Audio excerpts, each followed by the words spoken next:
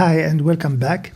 In today's video we will talk about CORS, a browser security feature that prevents JavaScript from calling backend services from unknown origins. CORS stands for Cross-Origin Resource Sharing. If you are a front-end developer, you have probably seen this error more time than you would like.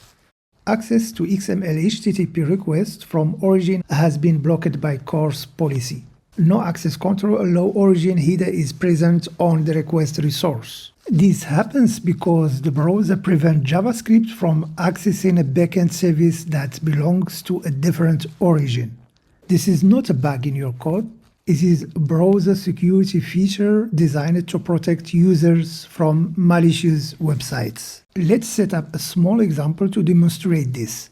I have created a Spring Boot project that exposes simple GET REST endpoint using the default configuration. Let's start the backend server. When we access this endpoint directly from the browser or from any REST client, it works without any issues. As you can see here, the browser returns the expected response. And now, let's create simple Angular application to consume this endpoint. I have already prepared one, and it is running on the localhost on port 4200. So this tool is like Postman on the web.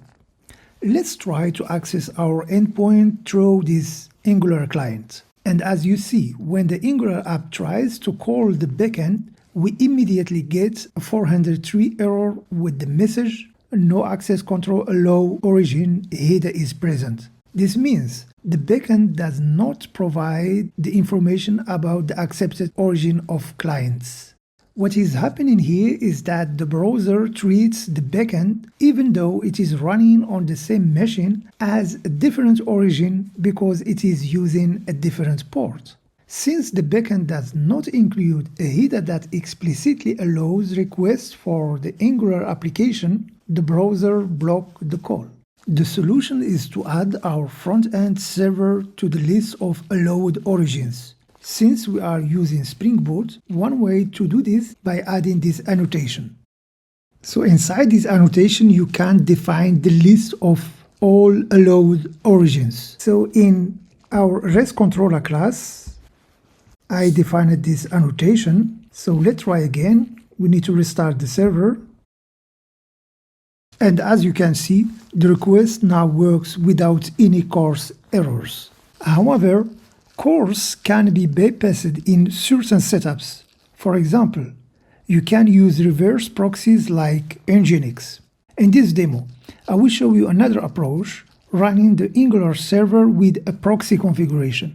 This forwards requests from a local route to the backend.